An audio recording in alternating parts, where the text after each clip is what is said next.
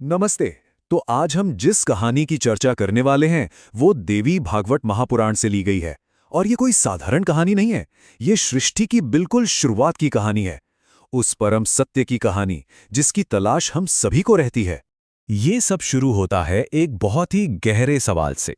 एक ऐसा सवाल जो महान ऋषि नारद ने किसी और से नहीं बल्कि अपने ही पिता यानी सृष्टि के रचयिता स्वयं ब्रह्मा जी से पूछा था। अब देखिए, नारद मुनि खुद बहुत बड़े ज्ञानी थे, लेकिन उनके मन में भी एक उलझन थी, एक बेचैनी थी। उन्हें तब तक शांति नहीं मिल सकती थी जब तक वो उस परम सत्य को न जान लें जो सबसे ऊपर है। तो उन्होंने पूछा क्या? उनके सवाल बहुत सीधे और बुनियादी थे।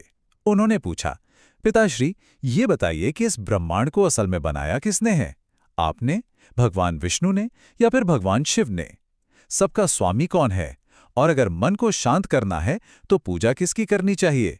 इस माया के पार का असली सच क्या है? अब यहाँ पर यह संवाद और भी ज्यादा दिलचस्प हो जाता है। क्यों?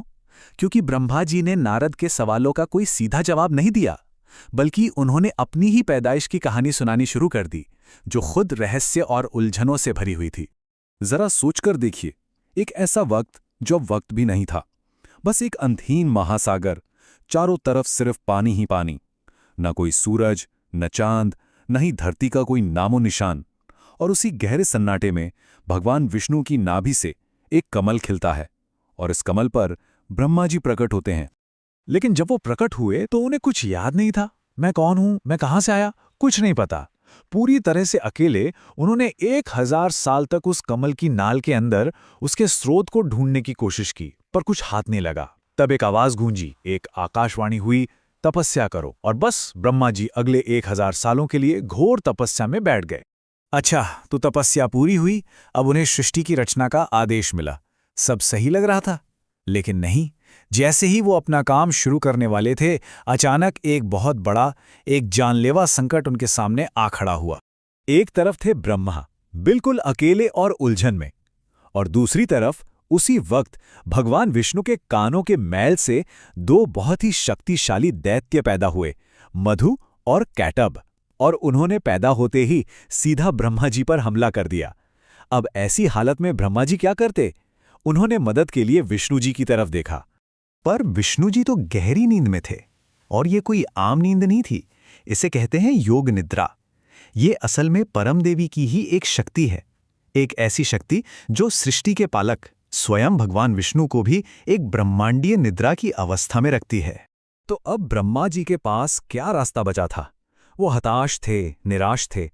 तब उन्हें समझ आया कि विष्णु जी को जगाने के लिए पहले उस शक्ति को जगाना होगा जिसने उन्हें सुलाया है। और इसलिए उन्होंने देवी योग निद्रा की स्तुति करना शुरू कर दिया।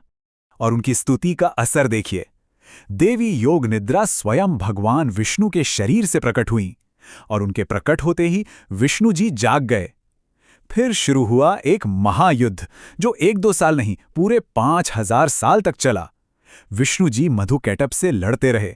ये लड़ाई खत्म होती नहीं दिख रही थी, पर आखिर में देवी की ही कृपा से विष्णु जी ने उन दोनों दैत्यों का अपनी जांघों पर वध कर दिया। इस बड़ी जीत के बाद ब्रह्मा, विष्णु और शिव तीनों ने मिलकर उस आदिशक्ति, उस देवी की स्तुति की।